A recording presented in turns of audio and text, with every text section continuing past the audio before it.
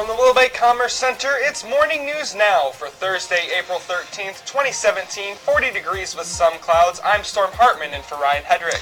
And I'm Justin Gould. Top stories: a Bemis Point man faces DWI charges after a wreck, and the Rams face a lawsuit. But first, a massive fire Wednesday night to a Kennedy grease fire on Dry Brook Road. Kennedy Fire Chief Keith Bean says kitchen fires are fairly common, but in this case, crews arrived to heavy smoke spewing from the house.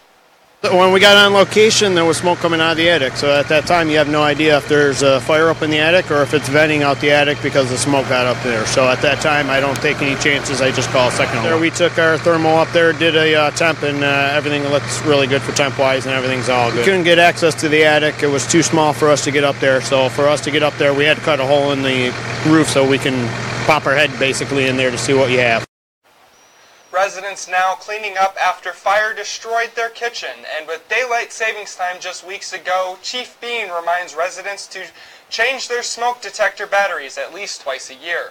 All of them were going off in there, so they had their smoke detectors going, that's for sure. That's the one thing you always want to do. Every time you change your clocks, fall back one time ahead. You always want to change your batteries. It's a good memory clock for yourself to always do it, and you never have to remember, hey, when did I do it last? It's always when you do the daytime saving.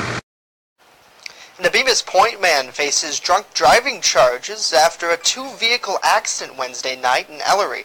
64-year-old Randall Samuelson allegedly veered into oncoming traffic on Ellery Centralia Road just before 9, striking another vehicle.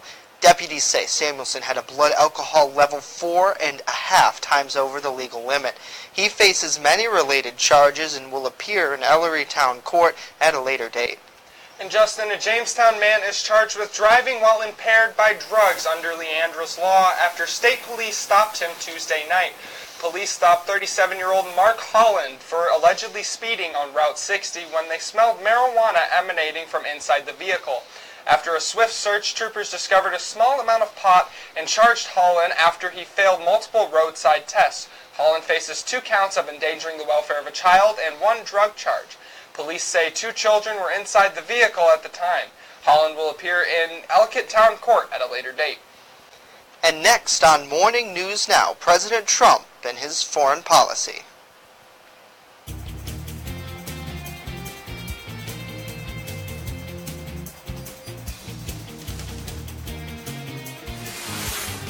EagleZip.com is your local one-stop shop for all of your home and business computer needs. Located on Fluvan Avenue Extension, just outside of Jamestown, EagleZip.com sells and services all brands of desktops and laptops, as well as servers and network equipment.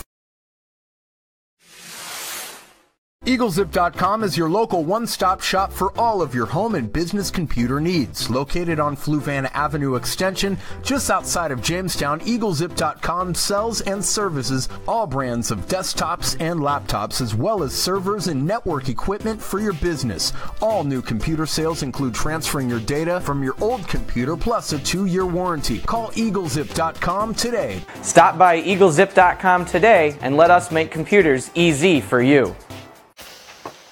President Trump, who took a hard line on certain foreign policy issues during his campaign, has made a series of reversals in his first 100 days. Reed Binion has more on his foreign policy.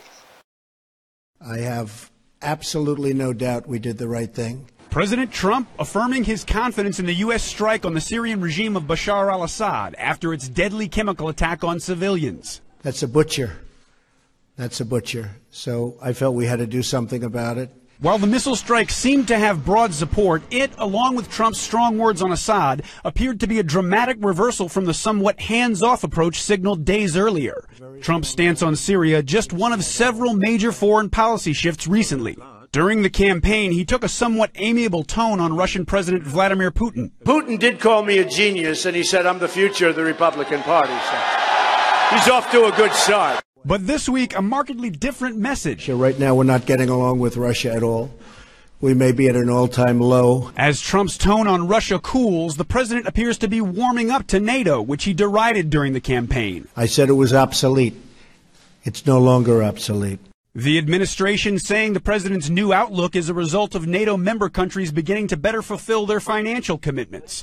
Trump also doing a U-turn on China, who during the campaign he accused of raping the U.S. economy. They are the greatest currency manipulators ever. I'm going to instruct my Treasury Secretary to label China a currency manipulator. Trump now backing off of that threat, telling the Wall Street Journal that China is not a currency manipulator.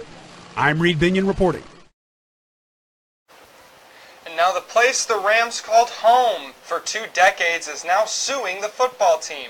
The city of St. Louis, Missouri filed a lawsuit Wednesday claiming the team and the NFL failed to use proper protocol when the Rams moved to Los Angeles. It claims the team and the NFL kept plans to move secret and misled city officials in public comments indicating the Rams would likely stay in St. Louis.